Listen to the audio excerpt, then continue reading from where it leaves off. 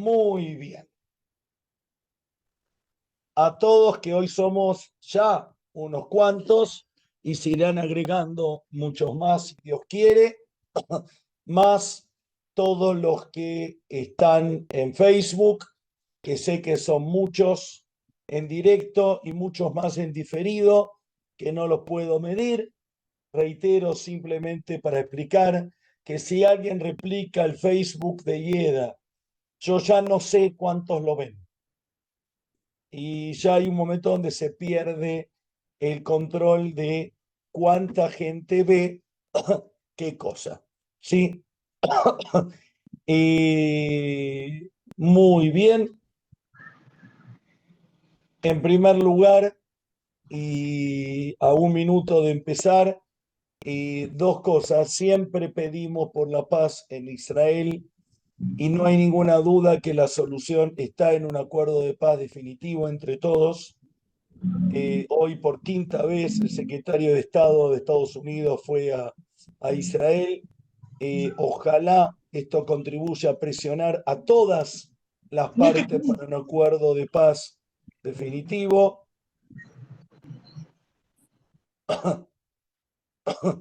Y Dios quiera que los secuestrados vuelvan inmediatamente.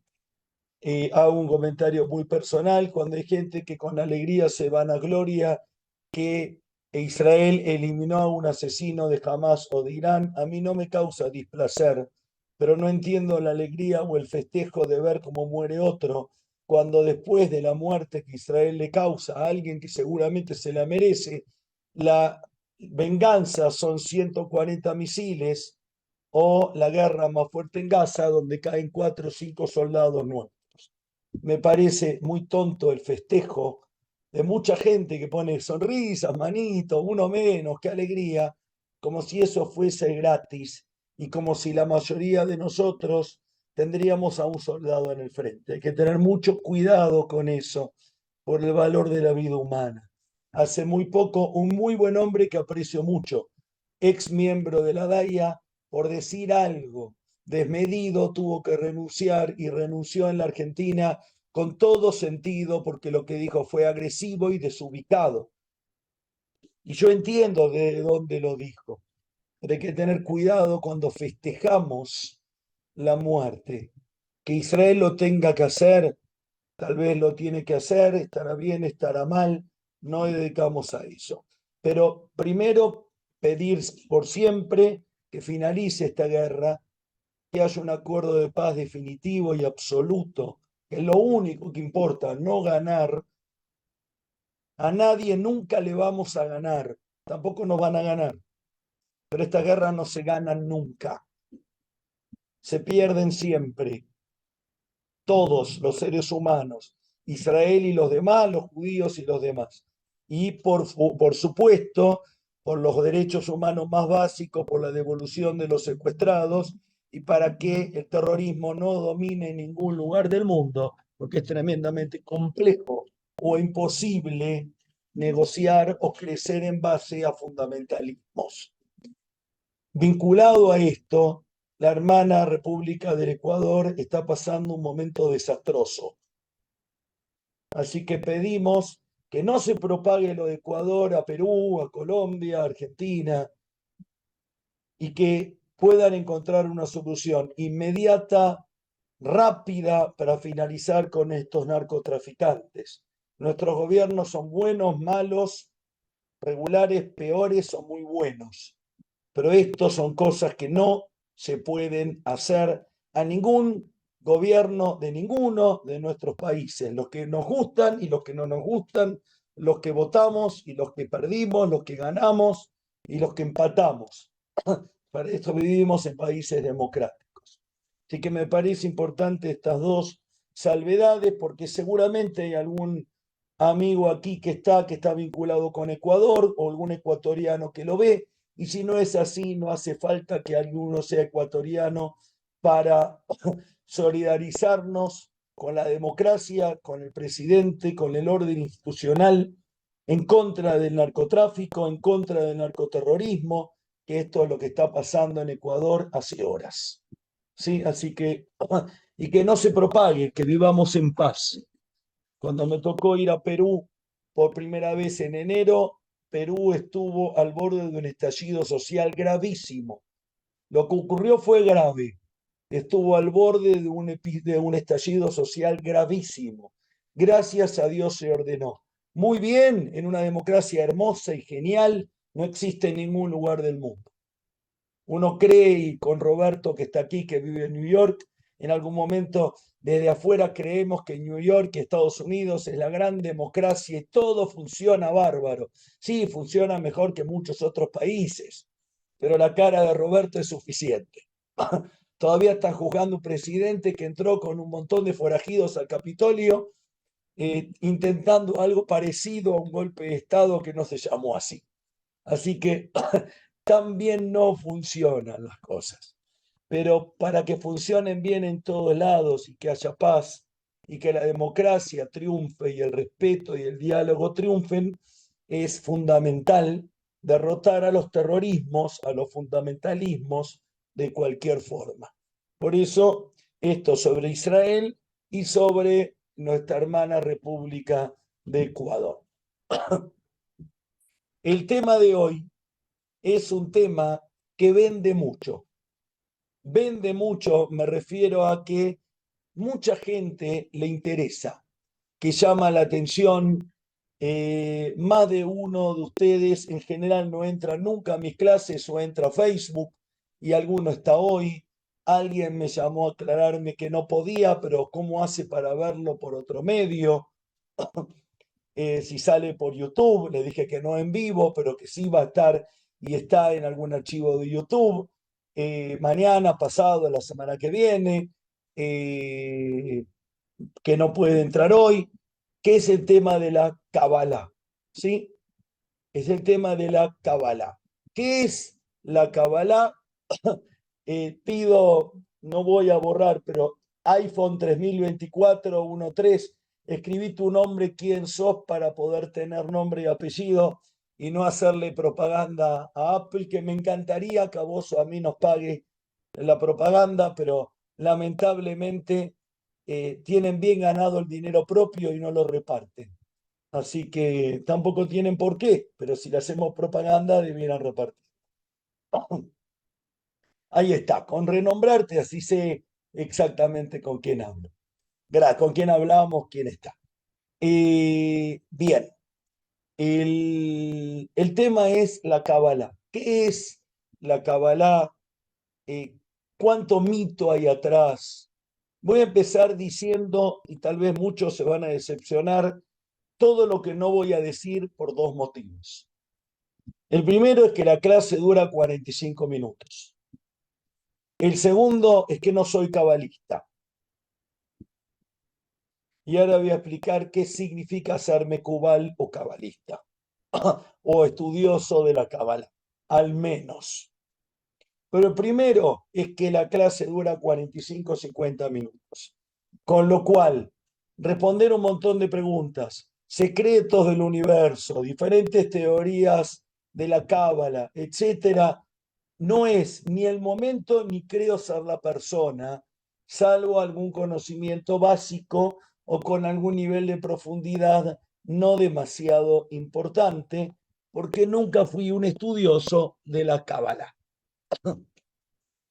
¿Qué es la Kabbalah? Una visión del mundo, una forma de estudiar nuestros textos.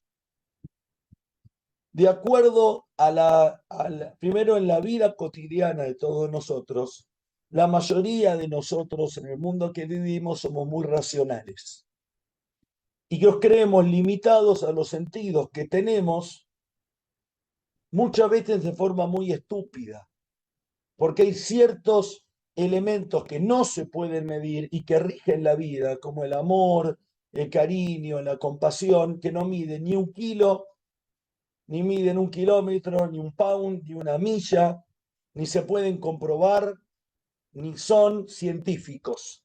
Sin embargo, lo que mide y lo que rige nuestra vida no tiene que ver con lo racional, a pesar de los racionalistas.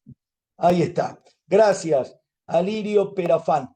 Ahora sí, pero si lo podés escribir pero te agradezco y vale el comentario. Arriba como renombre, más fácil, dice rename en el ángulo superior derecho. Pero está bien.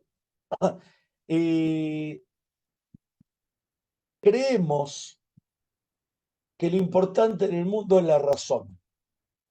Y si yo tengo que preguntar por qué mi papá se casó con mi mamá, o en este caso, como está mi mamá se casó con mi papá, es por muchos motivos, por compatibilidad. Pero ¿por qué se encontraron en la cola de la universidad y se hicieron el comentario y la pregunta que se hicieron? Porque sí. Una explicación es porque mi mamá es W y mi papá es Z o W.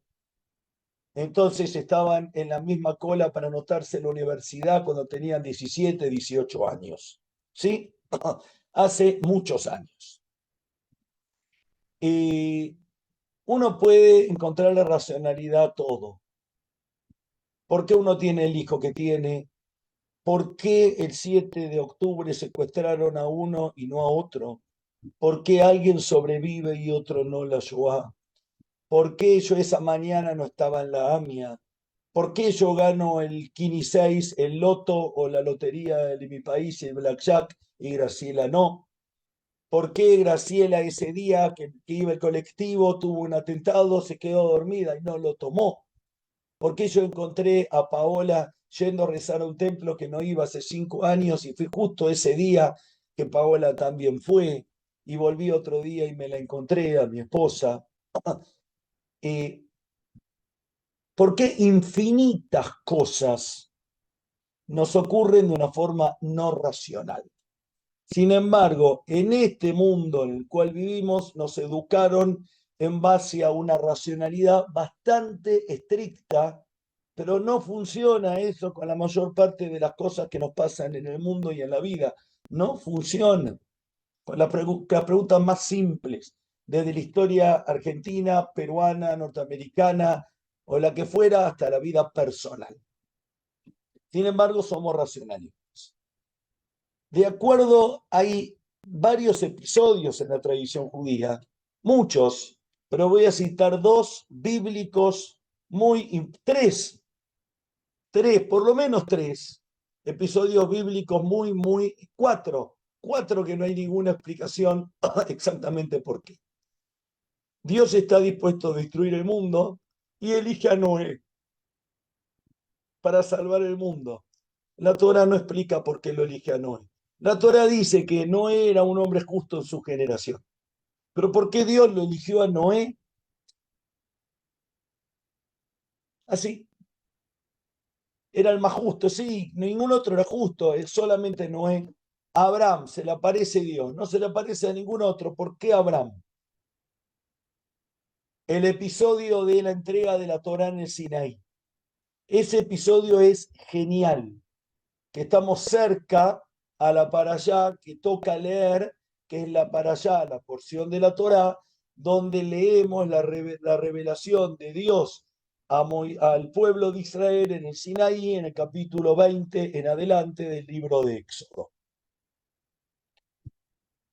Cuando empieza la gran revelación, que la mayor parte de los pensadores judíos van a decir que no hubo una sola revelación, pero que la revelación más importante en la historia del pueblo judío fue en el monte Sinaí.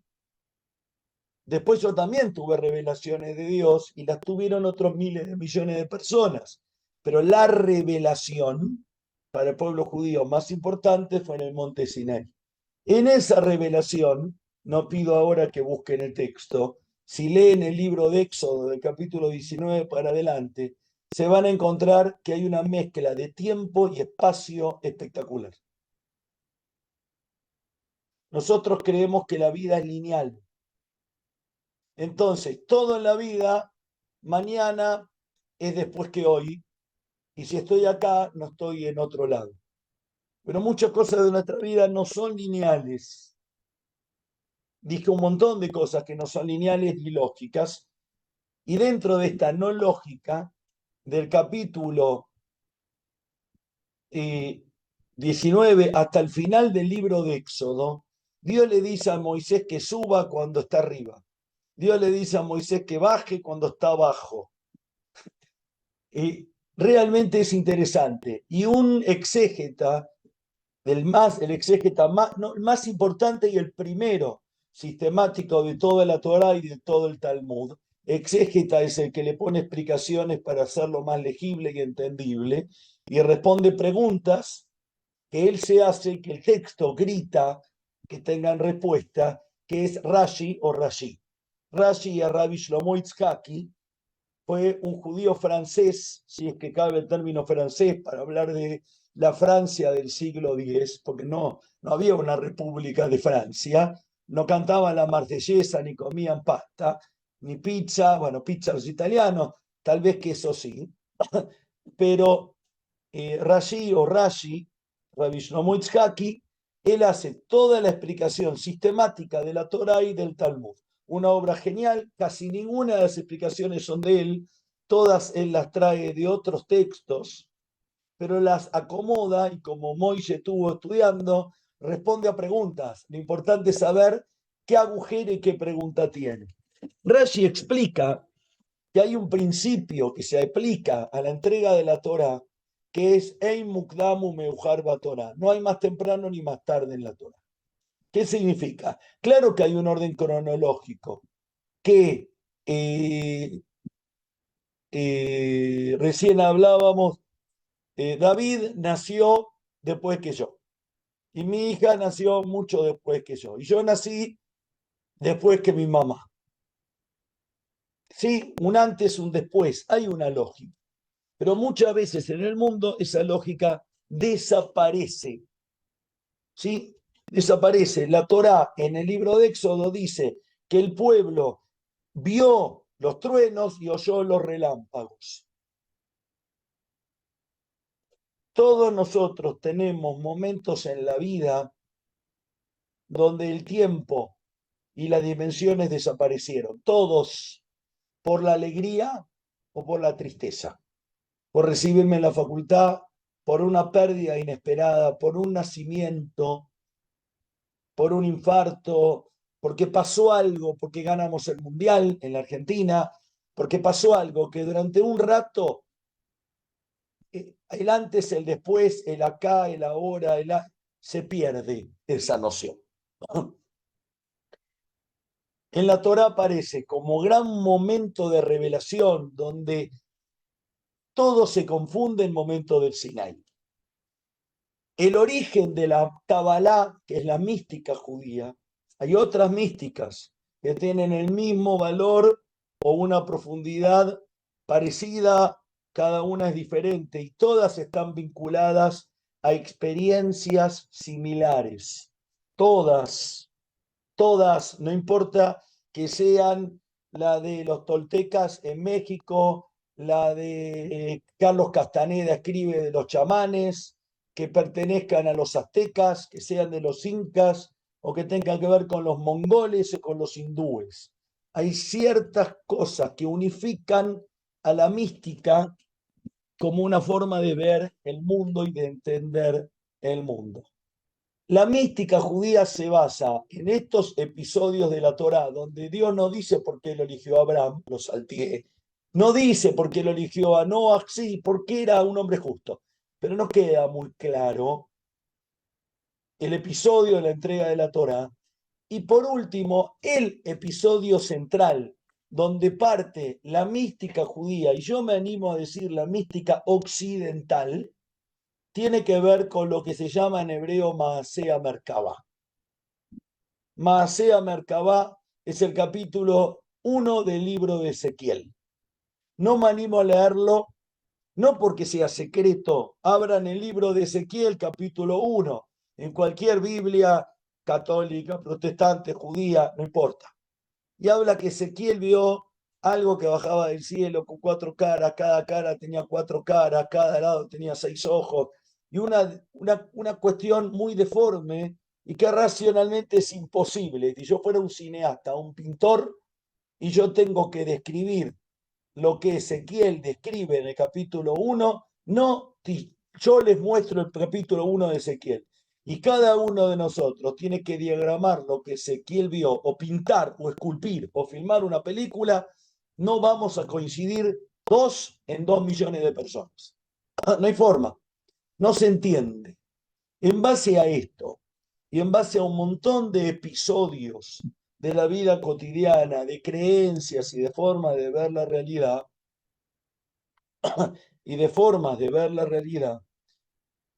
surge lo que nosotros llamamos la Kabbalah. La Kabbalah es esta mística judía. En la época del Talmud, la mayor parte de los sabios talmúdicos eran muy racionales. Y si me preguntan a mí, el Talmud es un libro donde fundamentalmente priva la lógica.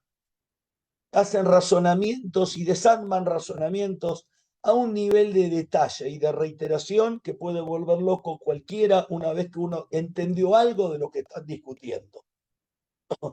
Realmente es muy complejo y es un nivel de lógica que el mundo judío trae mucho del mundo griego y que lo aplica al Talmud, al Midrash, donde hay mucha lógica. Tal cosa se deduce de tal otra, y si vos me decís tal otra, ¿qué sacás esto? ¿Y qué conclusión?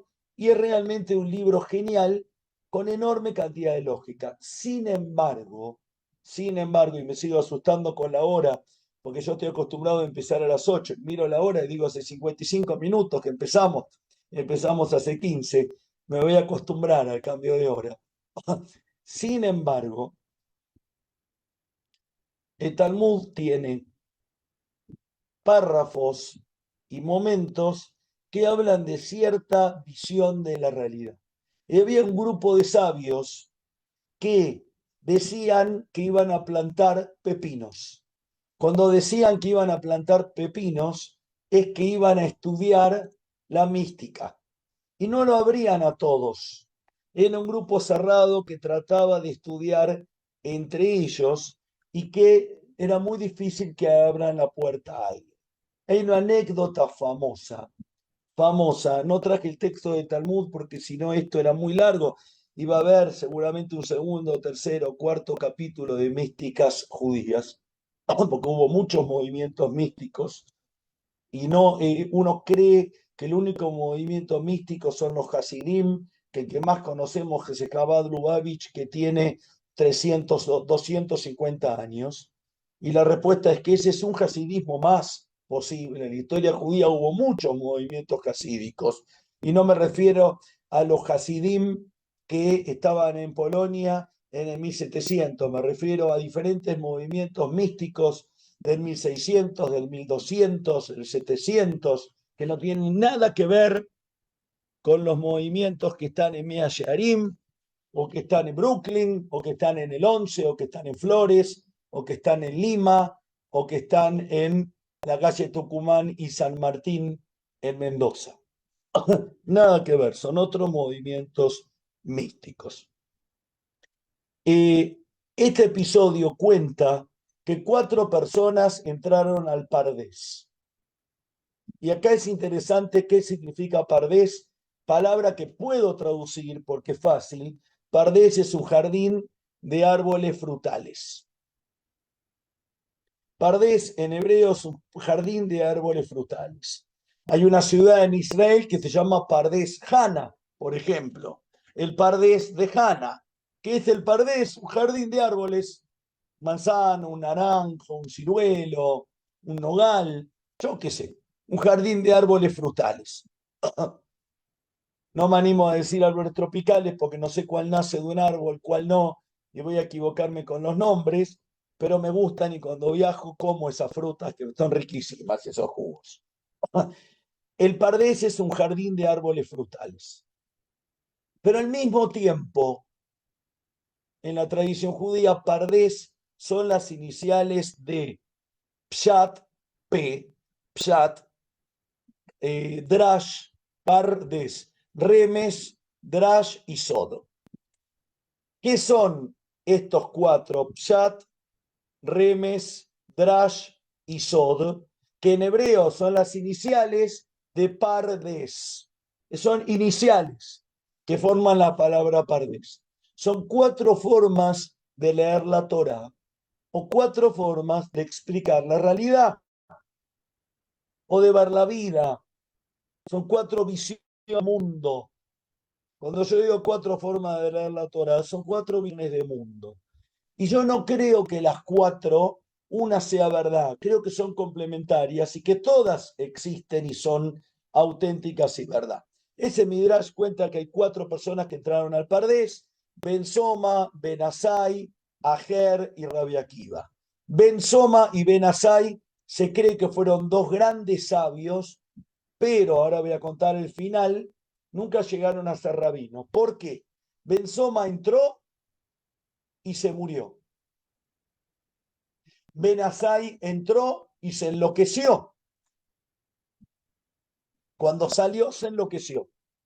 Ajer, que es una figura que ya vamos a dedicarle una clase entera, que es el rabino Elisha ben Abuya, Elisha, hijo de Abuya, que es una figura extraordinaria en la tradición judía y en el Talmud, que como en algún momento aparentemente se fue a la cultura ajena, le hicieron la muerte civil, le hicieron lo que se llama el jerem, entonces no lo nombran más por su nombre, sino que lo llaman por el otro. El otro, el otro entró y salió, ni se murió ni se volvió loco, pero Yatzale Tarbut Ra se fue a una cultura ajena. Y el único que entró al Pardés y salió cuerdo fue Rabbi Akiva. Rabbi Akiva, un gran rabino, estamos hablando de cuatro rabinos o personas, porque hay dos que no fueron rabinos, Ajer sí, el otro sí, pero no lo nombramos o no se lo nombra en el Talmud. Yo sí, el rabino Elisha ben Abuya, un gran maestro del pueblo judío, y Rabbi Akiva, ellos entraron y salieron. Elisha ben Abuya, después de ver lo que vio, salió. Rabbi Akiva, después de verlo, salió y se fue a otra cultura, dejó de ser judío, o se alejó del judaísmo, o buscó verdades fuera del judaísmo, porque no está claro. Rabbi Akiva no, salió. Estamos hablando aproximadamente del 130, de la era común. Ese episodio del Pardés es una de las fuentes más grandes del misticismo judío. ¿Qué vieron? ¿Por qué uno salió y se murió? ¿Por qué el otro se volvió loco? ¿Por qué el otro dejó de ser judío o buscó verdades en el mundo helénico? Si dejó de ser judío o no, es una discusión. Pero ¿por qué se fue a otra cultura?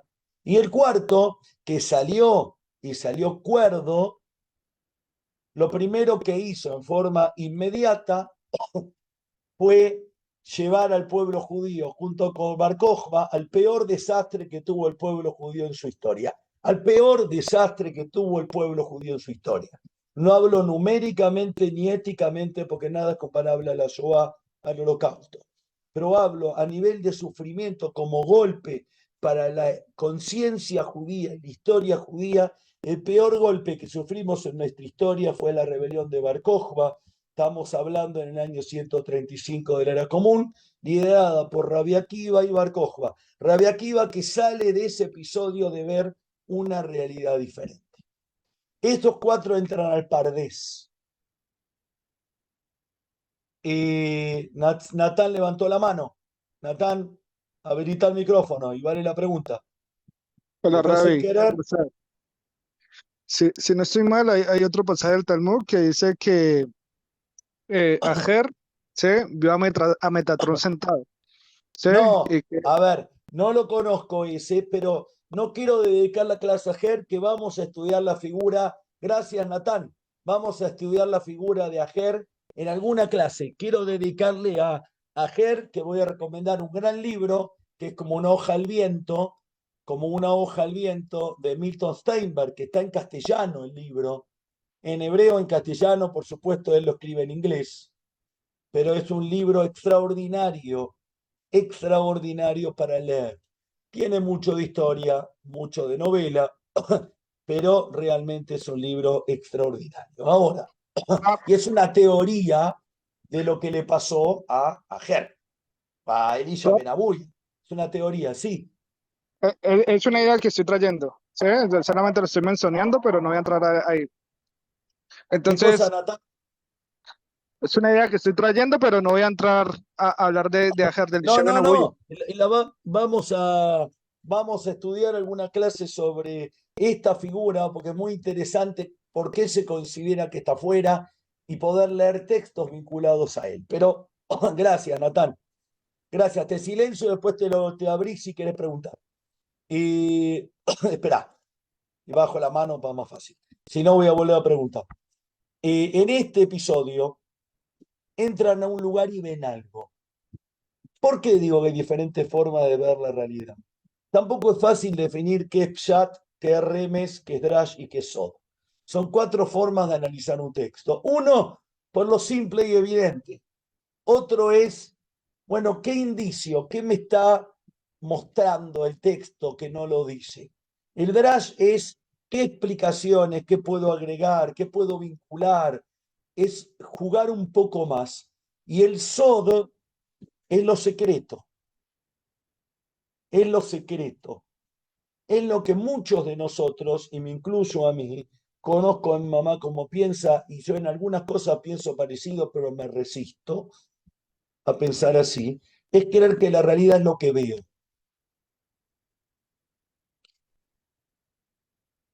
¿Por qué es creer que la realidad es lo que veo?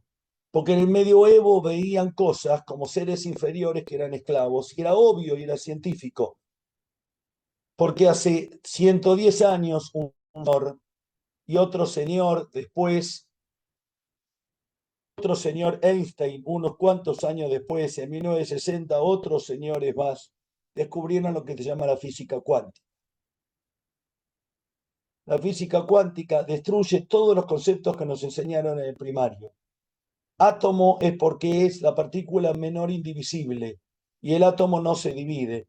Resulta ser que un señor en 1890 descubrió que hay un protón y un electrón, y en 1950 y pico otro señor describió y entendió algo que se llama los quarks. Que no me pidan a mí que explique qué es, por favor.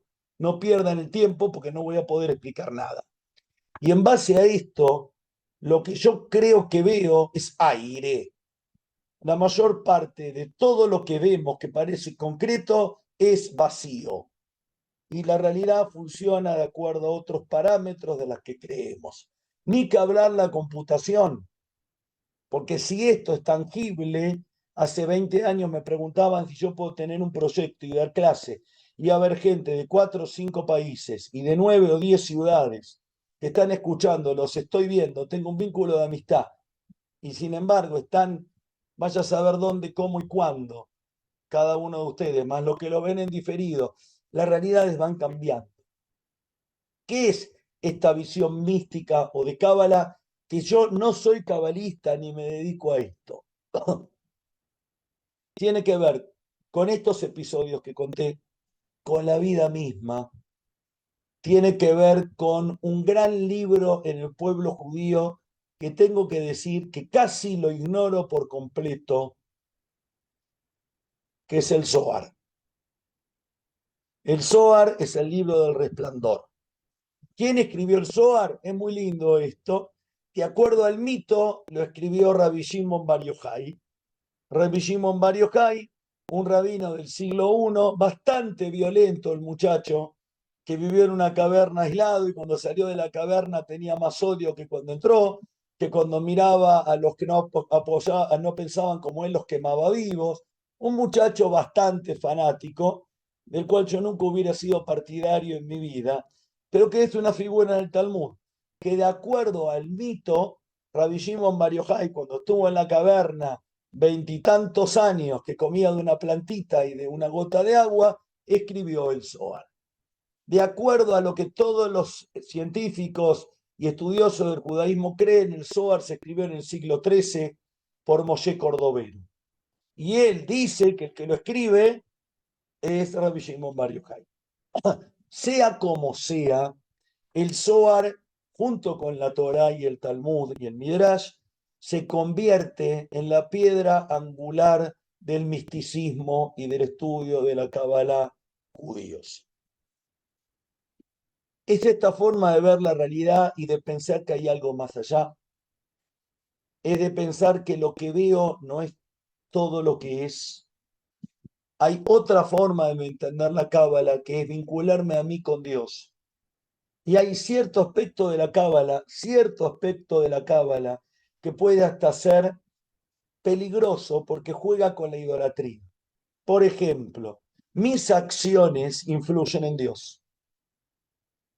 Entonces, cuando yo hago cumplo un precepto, prendo la vela, me pongo tefilim, ayudo al prójimo, dono sangre, dono un órgano, hago aliá, o ayudo a un ciego a cruzar la calle, un no vidente, esa acción me va acercando, y estoy hablando de un tipo de cábala muy especial, la luriánica y otras cábalas, que me va acercando a la esencia de Dios. Y lo que los hombres vemos, algunos comparan esto de la cábala o la mística con el sol o con el fuego. Yo puedo acercarme, y del fuego yo puedo acercarme a cierta distancia de la capa exterior, pero yo no sé lo que hay adentro. Y el fuego no es solo la parte de afuera, la azulita o la amarilla que me da calor, sino que el fuego es lo de adentro también.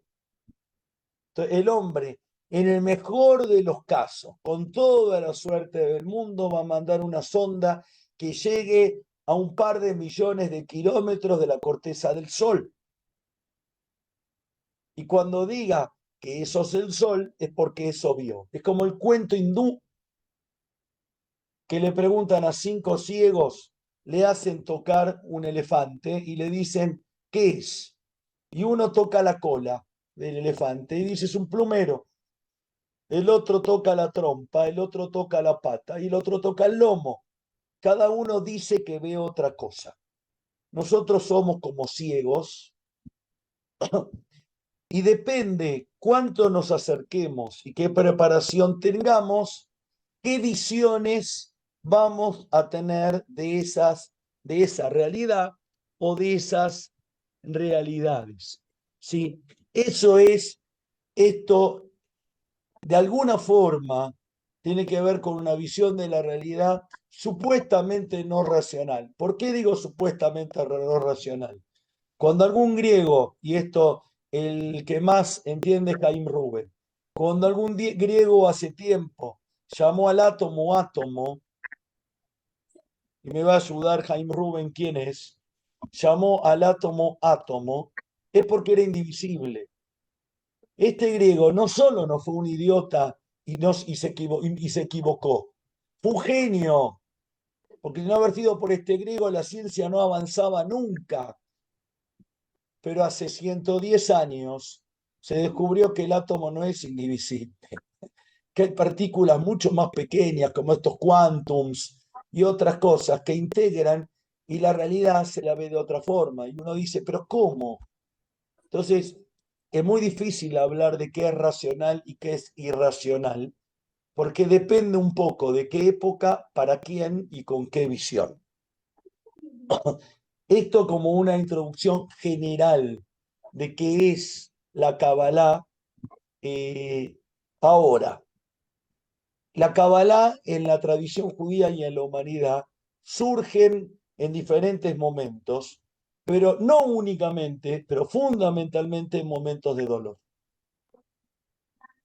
en momentos de sufrimiento, en momentos donde no tengo explicación, en momentos donde entro en crisis. Por ejemplo, después de un gran terremoto, después de una muerte de un ser querido, después de un fracaso contundente, después de la expulsión de los judíos de España, después de la Shoah, después de las matanzas de Khmelnytsky en el 1660, después de todas las expulsiones de los judíos de Europa, del 1200 al 1498, después del terremoto de Tzfat, de Safed, hubo un gran terremoto por 1540, hubo varios terremotos en la ciudad de Safed.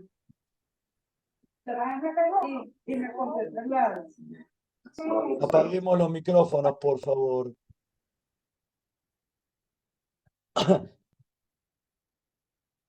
Para conservar nuestra intimidad y la de ustedes.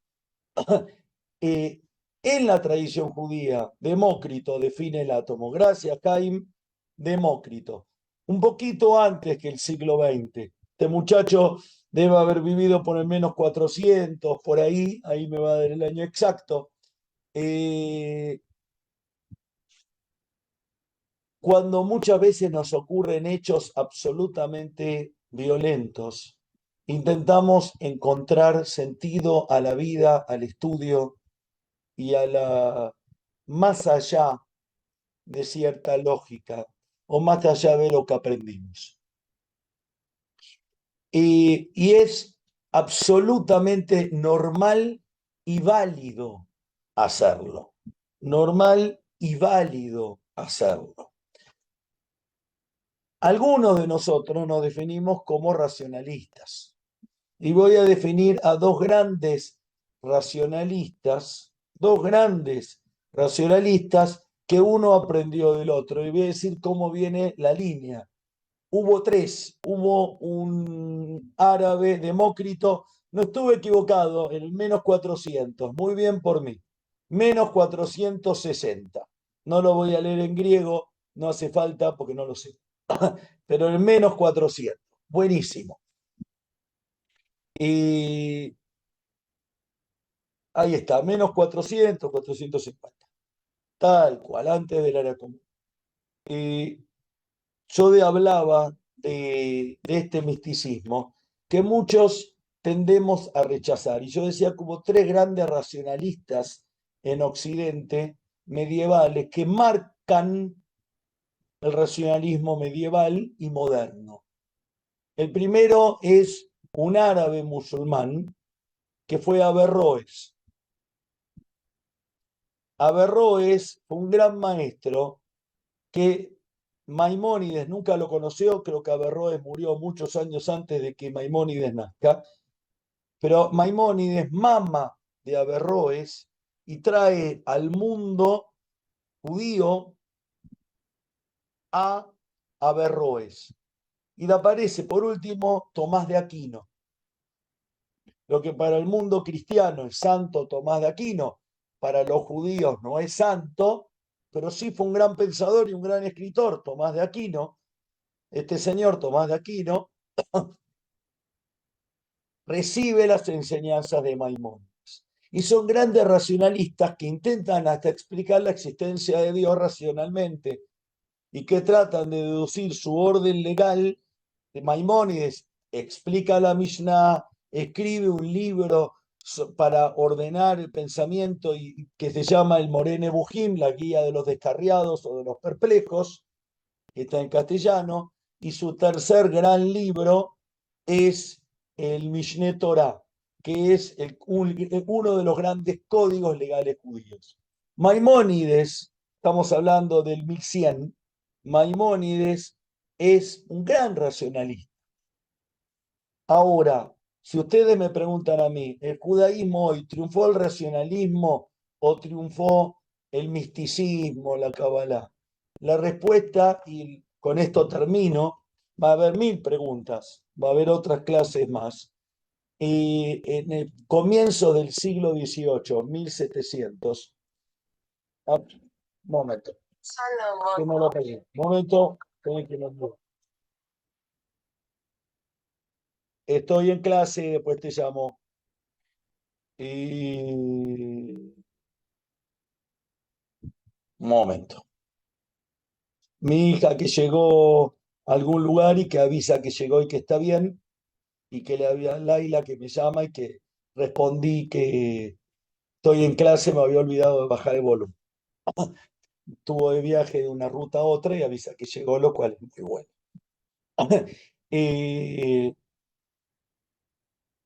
Yo explicaba cuando, y hago un brevísimo resumen de historia, en 1650-1660, liderado por un cosaco, Bogdan Khmelnytsky de nombre, se generó una matanza similar a la Shoah, al Holocausto, donde un tercio de los judíos de Polonia y de Ucrania fueron exterminados. No fue la primera vez.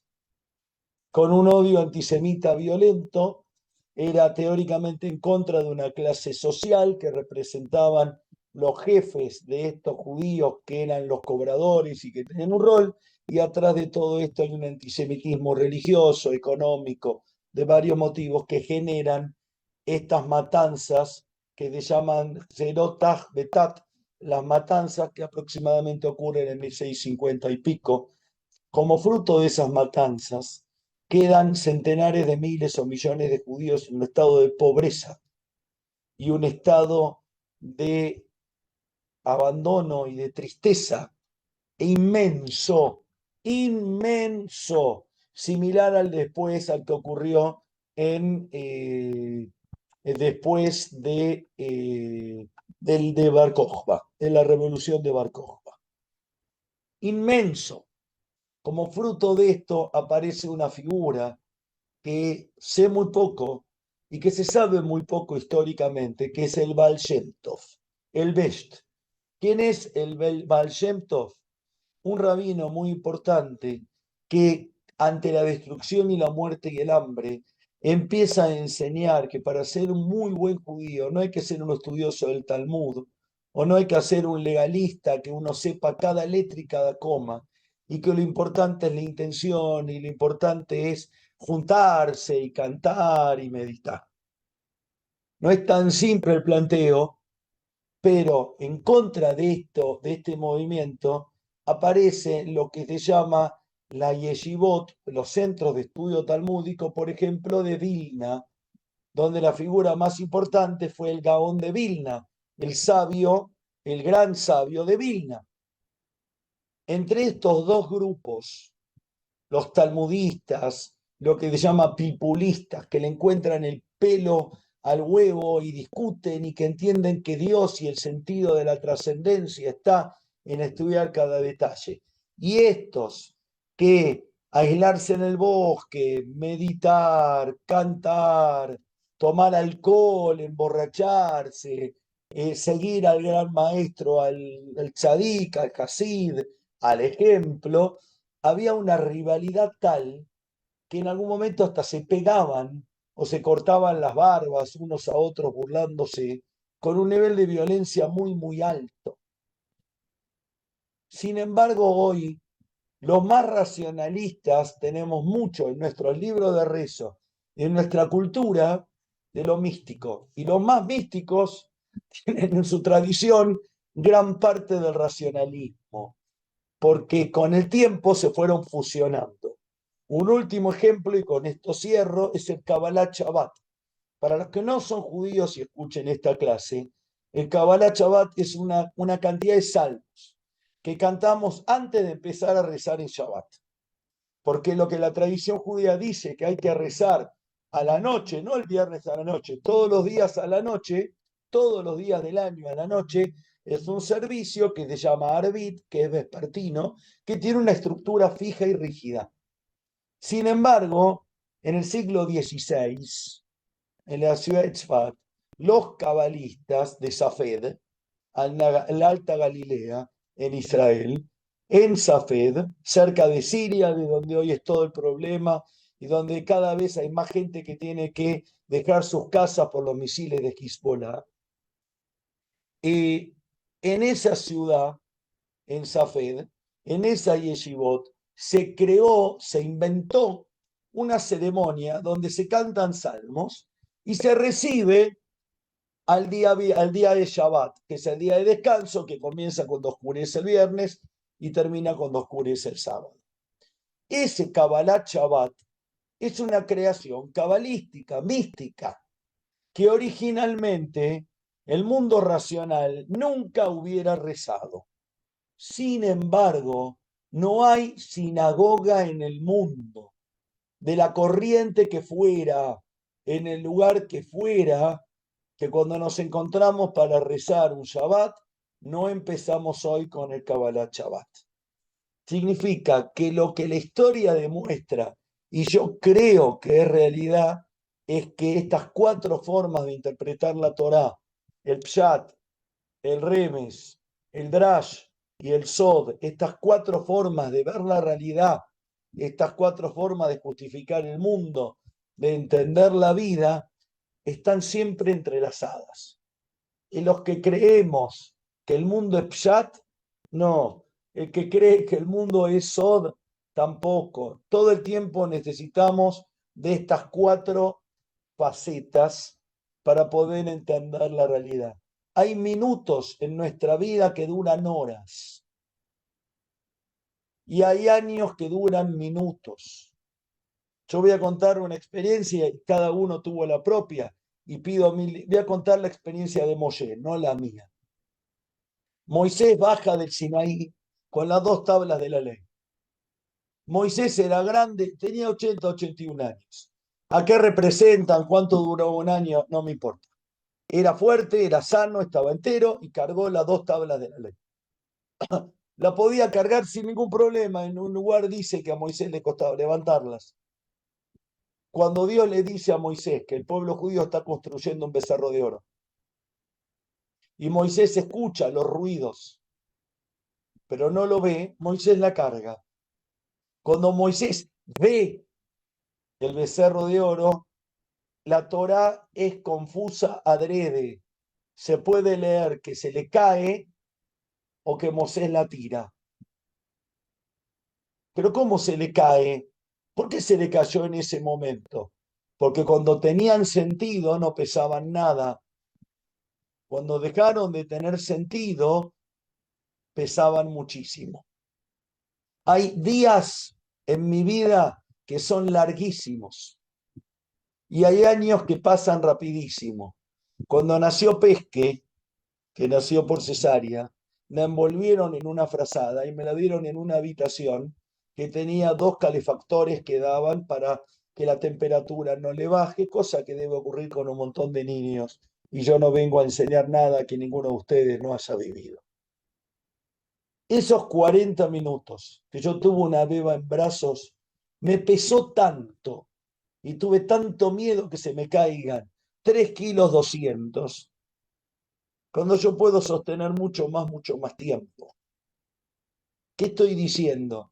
No es solo el miedo a que se caiga un bebé y el hijo propio. Es que los pesos no son los mismos, el tiempo no es el mismo y la realidad abajo de una jupá se mide diferente. En un entierro se mide diferente, en un bombardeo se mide diferente. Cuando uno termina la universidad se mide diferente. Cuando uno está en un acto de egresados o en un logro de un hijo se mide diferente. ¿Y no les pasa a ustedes que dice, ya terminó? ¿Esto fue todo? ¿O qué largo se hace? Y es la misma hora que dura los mismos 60 minutos, los mismos 3.600 segundos. Entonces, hay diferentes formas de entender y ver la realidad. Atrás de esto de Cábala, mucha gente, y con esto termino, compra la Cábala como la solución a sus vidas. Y acá solamente, y voy a volver cuando vuelva a hablar de este tema dentro de algún mes o lo que sea, tengan cuidado. Hay mucho para estudiar de Kabbalah, mucho. Es profunda, muchísimo. La judía, la no judía, muchísimo. Pero para entender Kabbalah y saber de qué habla, hay que estudiar textos y fuentes judías. Hay que estudiar con un maestro serio. Hay que escuchar de qué se trata. No porque es peligroso, sino porque si no, lo que aprendo es estupideces. La Kabbalah no es un valor de una letra. La Kabbalah no me enseña a ganar en la ruleta o en el blackjack. La mística judía no sirve para obtener la green card. La mística sirve para poco para ganar la Tour de France. Lo que tengo que hacer es comprarme una buena bicicleta, entrenar y tener un físico privilegiado. Entonces, mucha gente compra y busca en la mística respuestas mágicas y baratas. Y la meditación y la trascendencia y las otras realidades no son ni mágicas ni baratas, sí ciertas, pero es un área en el cual yo sé y me metí muy poco, porque no hay un gran escritor con grandes libros sobre mística judía, el académico que más estudió sobre esto, que se llama Gershom Scholem, cuyos libros también están en castellano, que él no es un cabalista, es lo que era fundamentalmente un académico que se dedicó a estudiar la mística judía, respetándola enormemente. Y una cosa más, los grandes místicos judíos que tuvieron alguna elevación, alguna meditación, y que se encontraron con ese túnel blanco, con la presencia de Dios, con eso, que lo pueden describir de alguna forma muchos, cuando regresan antes de ir ese viaje y cuando vuelven de ese viaje, todos reafirman la propia tradición. Todos. Como ejemplo contundente, el más importante de estos cabalistas se llamó Yosef Caro. Yosef Caro es el rabino que escribe el Shulchan Aruch, uno de los 4 o 5 libros de leyes más importantes en la historia judía. Sin embargo, fue un cabalista. Es decir, el cabalista no es el que encuentra otra realidad y cuenta que el mundo es diferente, somos todos buenos, que toda la tradición judía, cristiana o lo que fuera no vale. El buen cabalista desde la tradición judía es el que va y reafirma la propia identidad, tal vez desde una visión que por miedo, incapacidad o falta de aprendizaje yo no tengo, pero que es tremendamente seria, que es la mística o la Kabbalah, que es muy seria y muy profunda. Entonces, está bueno, sí, pero otra vez, no la vendan barato. No es una receta mágica ni un número, ni decir una frase 14 veces, ni dejar de respirar 3 veces en un minuto, ni dejar de comer zanahorias en una semana. ¿Sí? Esto como qué es la Kabbalah, qué es la mística judía. Hay muchísimo más. Prometo una segunda parte.